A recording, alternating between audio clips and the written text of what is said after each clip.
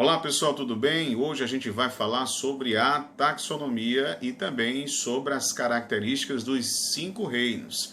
Na taxonomia, dando continuidade ao que a gente tinha falado em outra aula, a gente viu que a taxonomia é um ramo de classificação dos seres vivos.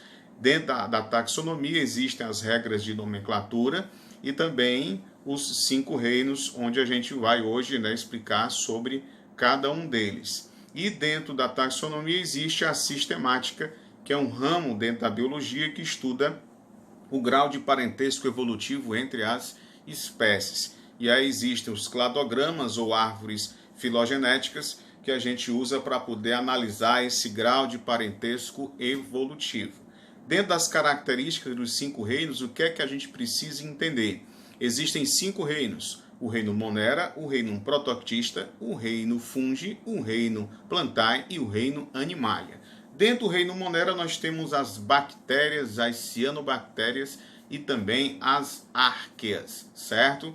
Lembrando que o reino Monera são apenas organismos procariontes, ou seja, não tem caroteca e não tem núcleo em suas células. Você vai encontrar somente representantes unicelulares, ou seja, com uma única célula, e são organismos que podem ser autótrofos ou heterótrofos. Os autótrofos produzem seu próprio alimento através da fotossíntese e quimiossíntese, enquanto os heterótrofos não conseguem produzir o seu próprio alimento, eles obtêm energia através da fermentação e também conseguem através da respiração. Em relação ao reino protoctista, nós temos os protozoários e as algas. Os protozoários são organismos unicelulares, que têm apenas uma única célula, já enquanto as algas são uni- ou pluricelulares. No caso dos protozoários, eles são heterótrofos, certo? Enquanto as algas são autótrofas através do processo de fotossíntese.